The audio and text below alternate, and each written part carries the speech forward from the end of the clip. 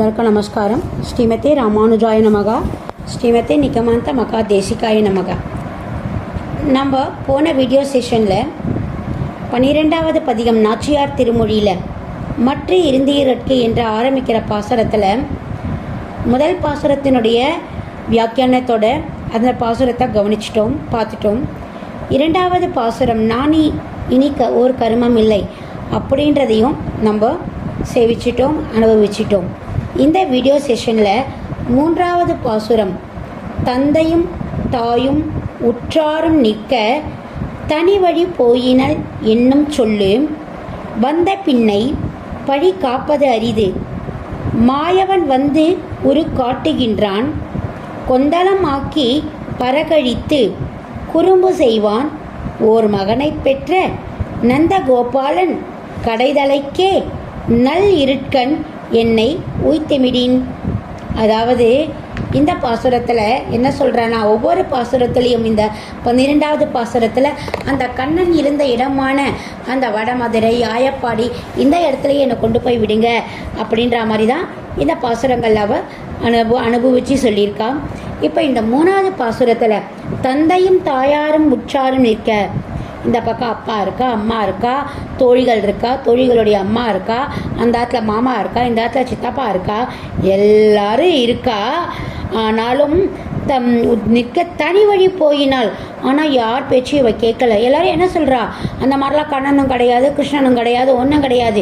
இப்போ நீ கலியுகத்தில் இருக்க, நீ நான் சொல்கிறவனை கல்யாணம் பண்ணிக்கோ, நாங்கள் சொல்கிறேன் குளம் கோத்திரம் பார்த்து கல்யாணம் பண்ணி வைக்கிறோம், நட்சத்திரம் பார்த்து அவனை பண்ணிக்கோ அப்படின்னு தான் சொல்கிறாளே தவிர இந்த கிருஷ்ணன் கூட என்னை சேர்த்து வைக்கணும்னு யாருமே விருப்பப்படலை, கொஞ்சம் கூட ட்ரை பண்ண கூட மாட்டேன்றா.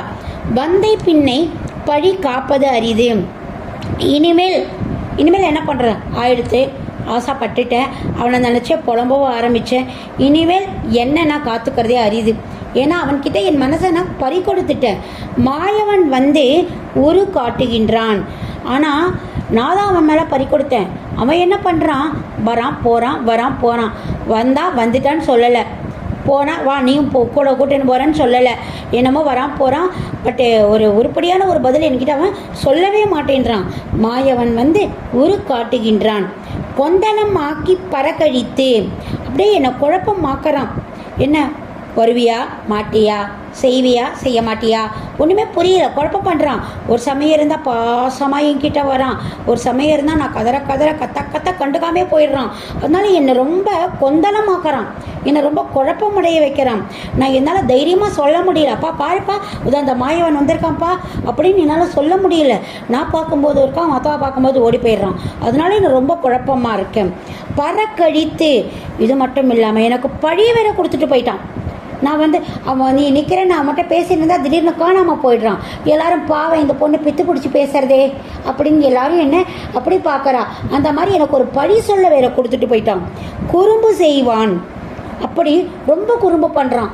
என்ன பண்ணுறான், திடீர்னு பார்த்தா துணியை எடுத்துன்னு போய் ஓடுறான், திடீர்னு பார்த்தா பின்னலை எடுத்து இருக்கிறான், திடீர்னு பார்த்தா எதிர்க்க வந்து நிற்கிறான், அப்புறம் பார்த்தா காணவே மாட்டேங்கிறான், கொஞ்ச நேரம் வந்தால் கொஞ்சி பேசுகிறான், கொஞ்ச நேரம் கெஞ்சினா மிஞ்சி போகிறான். அது மாதிரி பயங்கர குறும்பு செய்கிறான். ஓர் மகனை பெற்ற நந்தகோபாலன் தடைகளக்கே, ஒரு பையனை பெற்றான் அந்த நந்தகோபாலன்.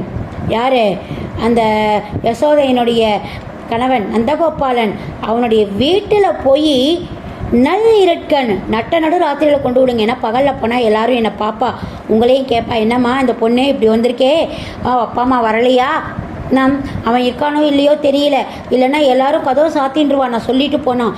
அதால் ராத்திரி போய் நந்தகோபாலை போய் பார்க்கலாம். பாவம் அவர் பெரியவர், தான் பையன் பண்ண குறும்புக்கு நான் இப்படி கஷ்டப்படுறேன்னு அவர் வேணால் கொஞ்சம் எனக்கு ஆதரவு கொடுக்கலாம்.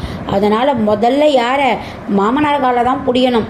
ஏன்னா மாட்டு பொண்ணுக்கு மாமனார் தான் ரொம்ப பிடிக்குமா, அதனால் மாமனாரை முதல்ல பிடிக்கிறாளாம். அதால் நந்தகோபான் வீட்டுக்கு என்னை நல் இருட்கண் நடுராத்திரி, அப்போ நடுராத்திரி போனால் தான் நல்லது. ஏன்னா பகலில் போனால் எல்லாரும் என்ன பேப்பா, என்ன இந்த பொண்ணு இப்படி வந்துடுத்து கிளம்பி அப்படின்னு கேட்க மாட்டா. அதனால் நல் இருட்கண் என்னை வீழ்த்திவிடின், என்னை கொண்டு போய் சேர்த்துடுங்களே அப்படின்னு சொல்லிட்டு இந்த பாசுரத்தில் தன்னுடைய அதாவது அவன் மேலே கொண்ட காதலை எப்படியெல்லாம் வெளிப்படுத்துகிறா பாருங்க. அனுபவித்து நம்ம படித்தா நம்மளாம் ஒரு ஆண்டாளாவே மாறிடலாம்.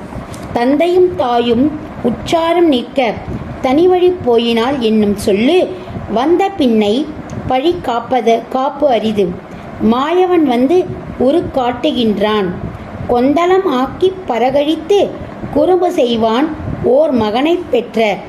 நந்தகோபாலன் கடைதலைக்கே நல் இருட்கண் என்னை உய்த்திமிடின் என்று இந்த 3வது பாசுரத்தில் ரொம்ப அழகாக தன்னுடைய எண்ணங்களையும் மற்றவாளுடைய எண்ணத்தையும் இதில் அழகாக சொல்லியிருக்கா. அப்படிப்பட்ட இந்த பாசுரத்தை நம்ம தினம் படிக்கிறதால நமக்கு ஆண்டாளுடைய ஆசீர்வாதமும் கிடைக்கும், பெருமானுடைய வரமும் நமக்கு கிடைக்கும். அதனால் தினமும் அனுதினமும் இதையெல்லாம் நம்ம சேவிக்கணும், நம்ம பசங்களுக்கும் நம்ம சொல்லிக் கொடுக்கணும், அடுத்த வர சமுதாயத்துக்கும் நம்ம ஒரு முன்னோடியாக இருக்கணும். நம்மளுடைய சனாதன தர்மத்தை நம்ம கட்டாயம் கடைப்பிடிக்கணும். இதுதான் என்னுடைய வேண்டுகோள். டெய்லி இதை சேவிக்க ட்ரை பண்ணுங்க. கொஞ்ச நாள் கஷ்டமாக இருக்கும், பழக பாசுரங்கள்லாம் நமக்கு அப்படியே பழகி போயிடும். அதனால் டெய்லி பழகிக்கோங்க. லைக் பண்ணுங்கள், கமெண்ட் பண்ணுங்கள். மிக்க நன்றி. மாலதி ராகவன், காஞ்சிபுரம்.